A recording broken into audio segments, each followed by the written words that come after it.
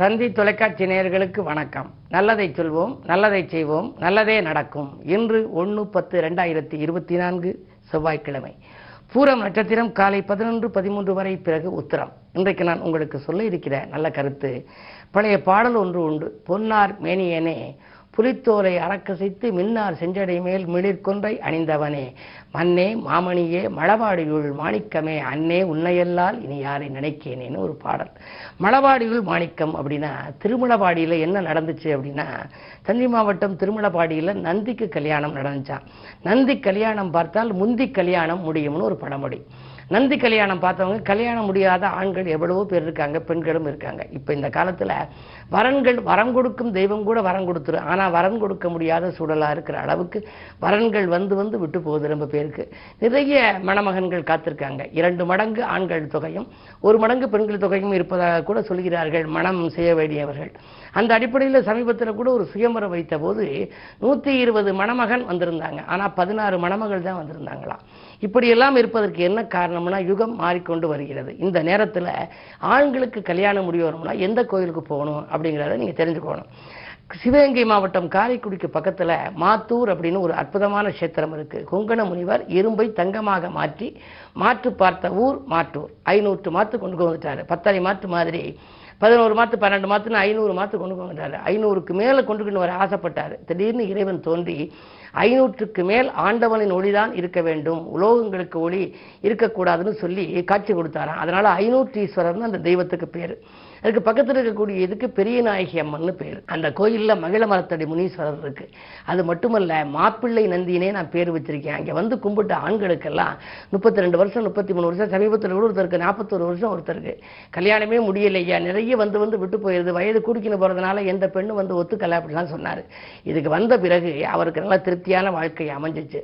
மாப்பிள்ளை நந்தினி எதுக்காக பேர் வச்சேன் அப்படின்னா, அதுக்கு கிரீடம் மாதிரி வந்து அலங்காரம் பண்ணுவார். அங்கே இருக்க குருக்கள் எப்படி மாப்பிள்ளை தொப்பி வைக்கிறமோ அது மாதிரி வச்சு பண்ணுவார். சிங்கங்கள் கீழே 4 இருந்து சிங்க பீடத்துக்கு மேலே அற்புதமாக காட்சி கொடுக்குது. அங்கே வந்து நந்தி கல்யாணம் இப்போ கடந்த 2 வருடமாக வைத்துக் கொண்டு வருகிறார்கள். அதாவது பங்குனி மாதம் புனர்பூச நட்சத்திரத்தில் தான் திருமலபாடியில் நடந்துச்சான் கல்யாணம்.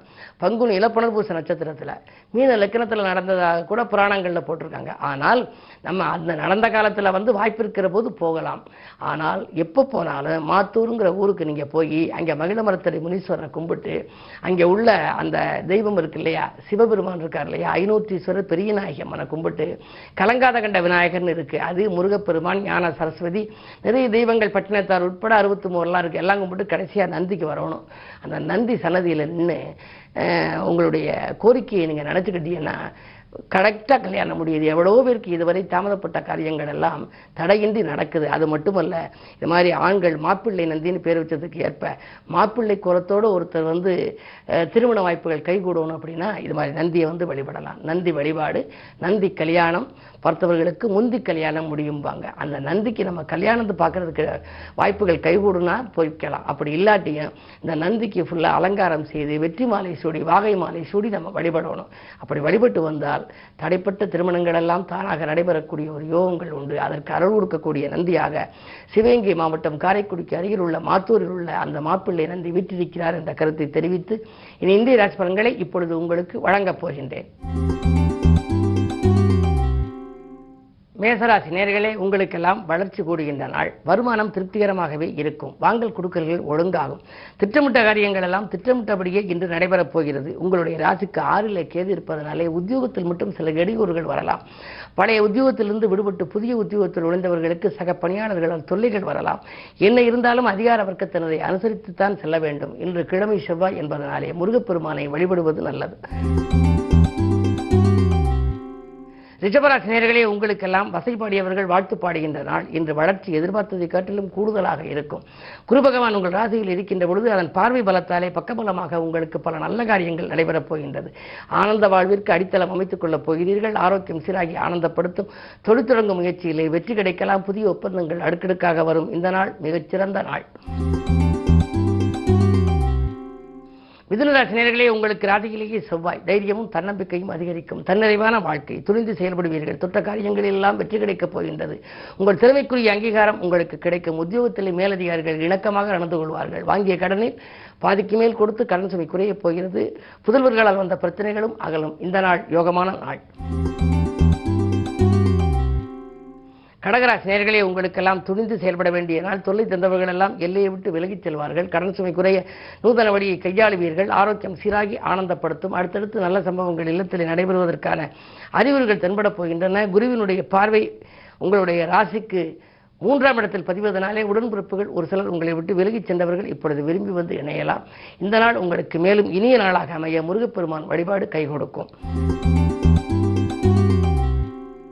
சிம்மராசி நேயர்களே, உங்களுக்கெல்லாம் இன்று மாலை 5:50 வரை உங்கள் ராசிக்குள் சந்திரன். உங்களுக்கு விரையாதிபதி சந்திரன் உங்களுடைய ராசியில் இருக்கின்ற பொழுது விரயங்கள் கூடுதலாக இருக்கும். பணம் 1 மடங்கு வந்தால் செலவு 2 மடங்கு ஆகலாம். இது போன்ற நேரத்திலே சுப விரயங்களை மேற்கொள்ள வேண்டும். வீட்டுக்கு தேவையான அத்தியாவசிய பொருட்களை வாங்கலாம். ஆடம்பர பொருட்களை வாங்கலாம். பிள்ளைகளின் கல்யாண சீர்வரிசை பொருட்களை வாங்கலாம். இடமாற்றங்கள் இனிமை தரும் விதம் அமையும். உத்தியோகத்தில் திடீரென மாற்றங்கள் வரலாம். நீங்கள் கேட்ட இடத்திற்கு கூட மாறுதல்கள் கிடைக்கலாம். ஆனால் அதே நேரத்தில் 2இல் கேது இருப்பதால் உங்களுடைய முன்னேற்றத்தை யாரிடமும் பகிர்ந்து கொள்ள வேண்டாம். உறவினர் பகை மறைமுகமாக இருக்கலாம். வாங்கல் கொடுக்கல்கள் ஓரளவு சரளமாக இருந்தாலும் கூட 1 மடங்கு வரவு வந்தால் 2 மடங்கு செலவாகும். எனவே கொஞ்சம் சேமிப்பு குறையலாம். கொஞ்சம் கவனம் தேவைப்படுகின்ற நாளாக இந்த நாள் அமைகின்றது. கன்னிராசி நேயர்களே, உங்களுக்கு ஆர்வம் காட்டாத செயலில் கூட ஆதாயம் கிடைக்கின்ற நாள். இன்று அடுத்தவன் நல்கிறது எடுத்த முயற்சிகளில் ஆதாயம் உண்டு. பயணங்கள் பலன் தருவதாக அமையும். பழைய வாகனங்களை கொடுத்துவிட்டு புதிய வாகனங்கள் வாங்குவதிலே கவனம் செலுத்துவீர்கள். அயல்நாட்டிலிருந்து கூட அழைப்புகள் வரலாம். உங்களுடைய எண்ணங்கள் எல்லாம் ஈடேறும். இந்த நாள் மிக மிக இனிய நாள். துலாம் ராசி நேயர்களே, உங்களுக்கு சுக்கிரபலம் நன்றாக இருப்பதால் லட்சிய பாதையை நோக்கி அழியெடுத்து வைப்பீர்கள். இரவு பகலாக பாடுபட்டதற்கேற்ற பலன் கிடைக்கும். வெளிநாட்டிலிருந்து வரும் அழைப்புகளை கூட ஏற்றுக்கொள்ளலாமா என்று சிந்திப்பீர்கள். துணிவும் தன்னம்பிக்கையும் கூடுதலாக இருக்கும். அழைத்தலுக்கேற்ற ஆதாயம் உண்டு. பஞ்சாயத்துகளில் பங்கெடுத்துக் கொண்டு பாராட்டுகளை காணப்போகின்றீர்கள். இந்த நாள் மிகச்சிறந்த நாள். விருச்சிக ராசி நேயர்களே, உங்களுக்கெல்லாம் சந்திக்கும் நண்பர்களால் சந்தோஷம் கிடைக்கின்ற நாள்.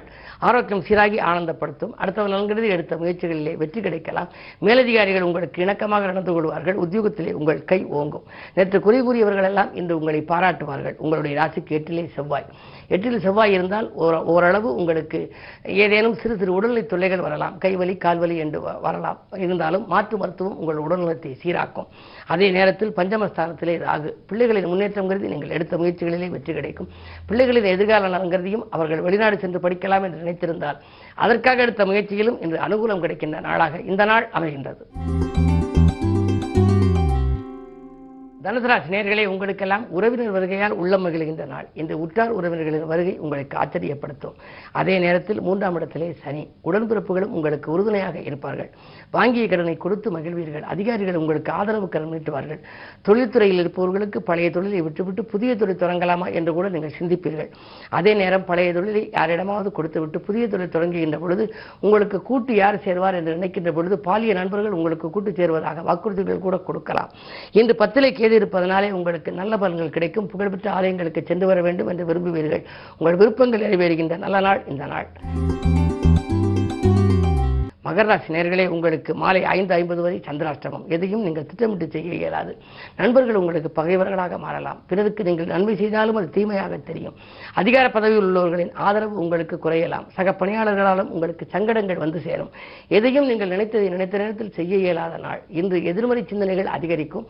அதை கொஞ்சம் மாற்றிக்கொள்ள வேண்டும். நேர்மறை சிந்தனைகளை வளர்த்துக் கொள்வது நல்லது. இன்று செவ்வாய்க்கிழமை என்பதனாலே முருகப்பெருமான் வழிபாடு முன்னேற்றத்திற்கு வழிவகுக்கும். கும்பராசி நேயர்களே, உங்களுக்கெல்லாம் மாலை 5:50க்கு மேல் சந்திராஷ்டமம். எனவே அதிகாலையிலும் மதியத்திலும் உங்களுக்கு நன்மைகள் நடைபெறும். எனவே எதையாவது புது முயற்சிகள் செய்ய நினைத்தால் காலை நேரத்திலும் மதியத்திலும் செய்யலாம். மாலை நேரம் உங்களுக்கு மகிழ்ச்சி குறையும். மன அமைதி குறையும். வாங்கல் கொடுக்கல்களில் திடீர் தாக்குதல்களும் தாக்கங்களும் ஏற்படலாம். உடல்நிலையிலும் திடீர் தொல்லைகள் வரலாம். பயணங்களை மாற்றி அமைப்பீர்கள். வாகன பழுதுகளால் வாட்டங்கள் ஏற்படலாம். என்ன இருந்தாலும் சொந்த பந்தங்களாலும் துயரங்கள் வந்து கொண்டே இருக்கிறது என்று கவலைப்படுவீர்கள். இதுபோன்ற நாட்களிலே உங்களுக்கு வழிபாடுகள் கை கொடுக்கும். குலதெய்வ வழிபாடு, இஷ்ட தெய்வ வழிபாடு, தினசரி வழிபாடுகளை முறையாக மேற்கொள்ளுங்கள். குறிப்பாக இன்று செவ்வாய்க்கிழமை சக்தி வழிபாடும் சிவன் வழிபாடும் உமையவள் வழிபாடும் உங்களுக்கு கை கொடுக்கும்.